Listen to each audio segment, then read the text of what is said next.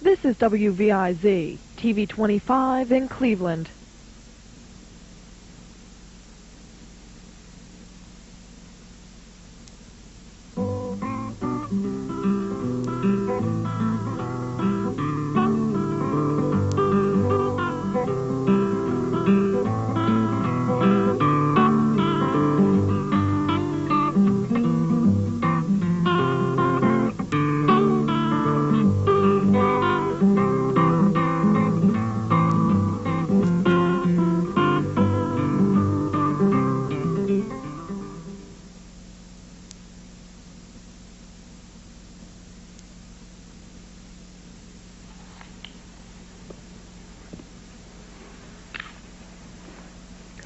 Someday, I shall build a grand house on this mountain. Build a house on a mountain? That's a silly one. How would you get stuff up here? I'd manage. Manage? Why, you'd have to build a road up the side of it. You'd have to lug up everything you used, and wouldn't that be a nice chore? Cost a lot, too. But worth it. Look, Dabney, just think of living on a mountaintop. Of seeing this every morning. Just think of it. This isn't such a wonderful mountain. Lots are higher. That's what I like about this one. It's a little mountain, but it has a big view. Yes, I shall live here when I'm grown. You really mean it, don't you, Tom? I do indeed. All well and good. But this summer, I'm sharing it with you. You shall. Maybe when we're old men and die, we will both be buried under this very oak. That is a promise. Young Tom Jefferson's dream came true. Upon his mountain, he eventually built his magnificent home, Monticello, which has become one of our nation's historic landmarks. And sadly, just 15 years after his mountaintop promise, he buried his best friend, Dabney Carr, under their favorite oak tree. Thomas Jefferson was born in 1743 in a town named Shadwell in Virginia. He grew up to be a red-haired, freckle-faced lad who, among other things, could ride well, paddle a canoe, and play the violin. Tom graduated from William and Mary College in 1762 and then went to Williamsburg, Virginia to study law. While there, he began to realize that feelings toward England were changing. Well, there was a good reason. You see, England was planning to raise money in the colonies to pay British debts.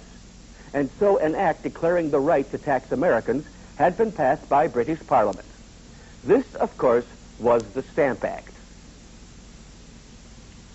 The act is now a law, and the law must be obeyed. I'm not interested in legal theories. I want to know what I can do. Nothing. The law must be obeyed. But Parliament should never have passed it. The House of Burgesses should take action. How? They're helpless.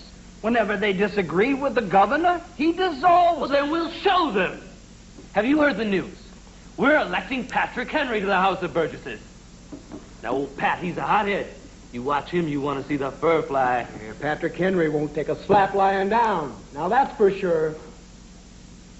When Patrick Henry arrived in Williamsburg, Jefferson watched, fascinated, as Henry emotionally presented to the House of Burgesses resolutions declaring that British Americans had equal rights with other British subjects, and that the people who paid the taxes were the only ones who had a right to make the taxes. Caesar had his Brutus, Charles I his Cromwell, and George III... Treason! Hang the traitors! Hang the traitors! George III may profit by their example.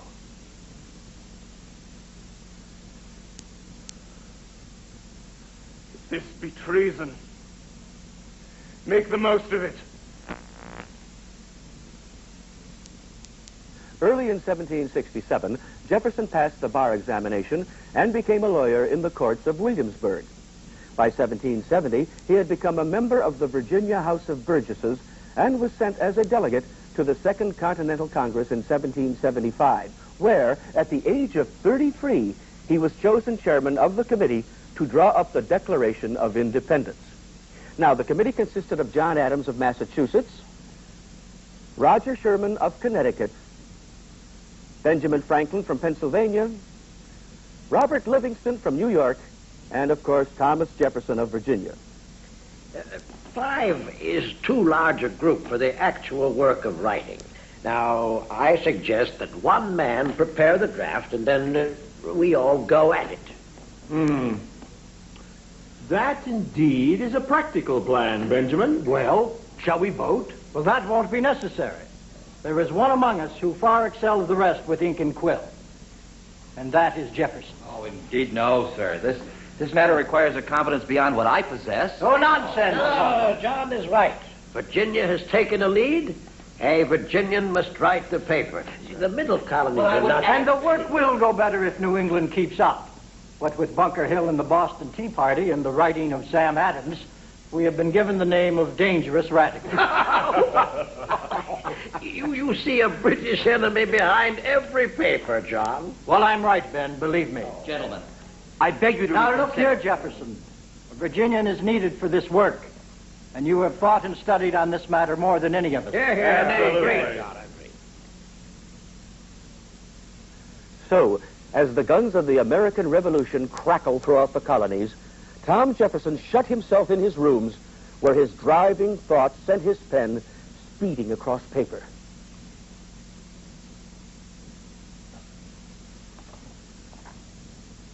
All men are created equal. But are the people ready for such a bold statement? Can they understand that political equality is altogether different from that of economic equality, which no free government can ever fully promise? They must understand. They must have faith and make a beginning. Jefferson rode on. Days passed. He grew pale. His strength ebbed. But then, at last, he set down the final words.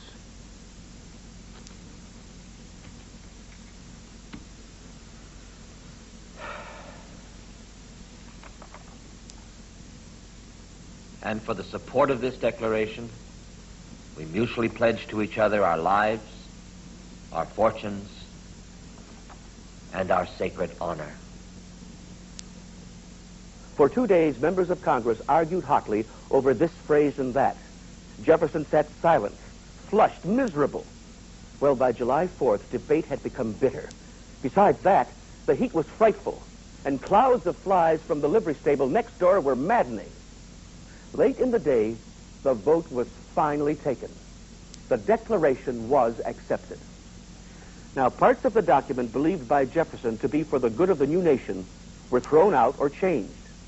The most serious loss was the section against slavery. Perhaps some men were not ready for all he had hoped to include. We hold these truths to be self-evident, that all men are created equal, that they are endowed by their Creator with certain unalienable rights, that among these are life, liberty, and the pursuit of happiness. That to secure these rights, governments are instituted among men, deriving their just powers from the consent of the governed. I pray God that we have taken a step on the road to man's freedom. Perhaps July the 4th, 1776, will be a day to remember. Jefferson went on to succeed Patrick Henry as governor of Virginia, served as Secretary of State in George Washington's cabinet, and on March 4th, 1801, took office as the third president of the United States. Thomas Jefferson died on, of all days, July 4th. Few men have rivaled his many skills. He was lawyer, architect, musician, botanist, farmer, philosopher, and politician, a truly great creative genius of his time. His greatest work was as designer of a plan for a government of and by free men, the Declaration of American Independence. And so today, over 200 years later, we must continue to work at living up to all of the things it stands for.